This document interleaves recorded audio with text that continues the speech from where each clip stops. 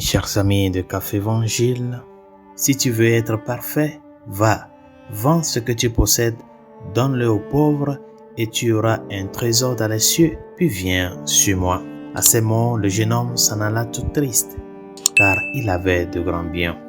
C'est la conclusion de la conversation que Jésus a eue avec un jeune homme riche qui était venu lui demander « Maître, que dois-je faire pour hériter la vie éternelle ?» Et le Seigneur lui dit ensuite de garder les commandements. Le jeune homme a répondu qu'il l'avait fait dès sa jeunesse et qu'il voulait savoir ce qu'il pouvait faire d'autre. Et Jésus a donc répondu à sa question, mais la réponse était plus que ce que le jeune pouvait accepter. Mes chers amis, il est intéressant de noter que la première réponse de Jésus à ce jeune homme riche explique les conditions requises pour entrer dans la vie éternelle, c'est-à-dire les conditions minimales pour obtenir le paradis. En d'autres termes, Jésus a dit que si vous vous abstenez de tout péché grave en observant les commandements, vous hériterez de la vie éternelle. Bien sûr, cela suppose aussi que vous ayez le don de la foi et que vous soyez donc ouvert au don du salut. La foi est l'ouverture à ce don-là que le Seigneur nous apporte. Mais alors, c'est donc de cela que vous vous contentez?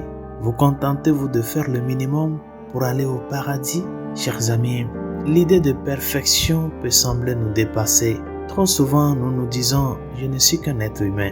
Mais en tant qu'être humain appelé par Dieu, nous sommes invités à travailler vers l'objectif réalisable d'une plus grande sainteté. Même si nous échouons toujours, nous devons nous efforcer de devenir aussi saints que possible, sans rien retenir.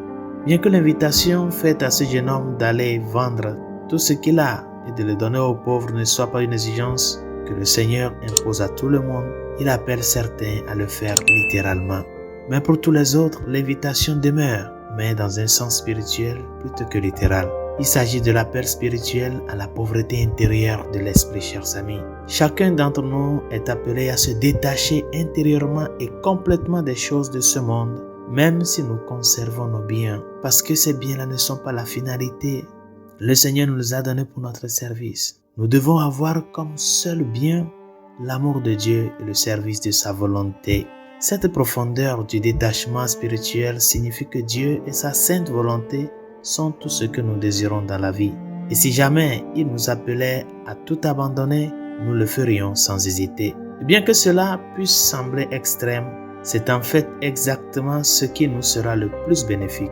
C'est le seul moyen de devenir pleinement humain et pleinement la personne que nous sommes censés être.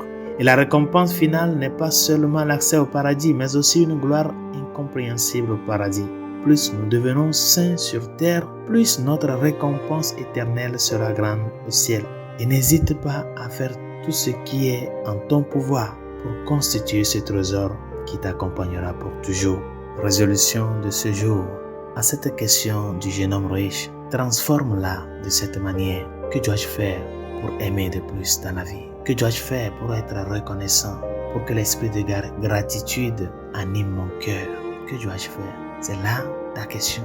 Et c'est ce qui doit être ta préoccupation. Parce que c'est l'amour qui nous ouvre la porte du paradis. Et Saint Paul nous l'a dit, à la fin de notre vie, seulement nous serons jugés sur une seule question, la charité de vie.